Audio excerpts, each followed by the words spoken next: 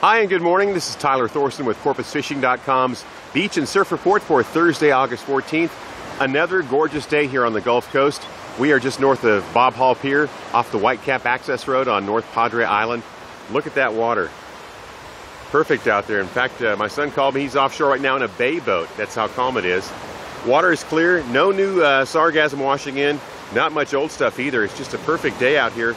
Reports have been great from the surf. We've had Spanish mackerel, redfish, speckled trout, bluefish. The bluefish are showing up along with the skipjacks, or we call them ladyfish, along with the dusky anchovies, also called rain minnows. If you see those big dark clouds of tiny bait, those are most likely dusky anchovies. And inside those, there's going to be ladyfish and a lot of times tarpon feeding on both the anchovies and the ladyfish. So it's going to be a good day today. Tomorrow, wind comes up a little bit, but it'll still be 3 to 4 foot seas.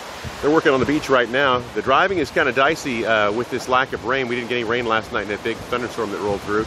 But it's they're manicuring the beach over here just off of Whitecap Beach. So it's going to be a good day today. Hope you enjoy yours.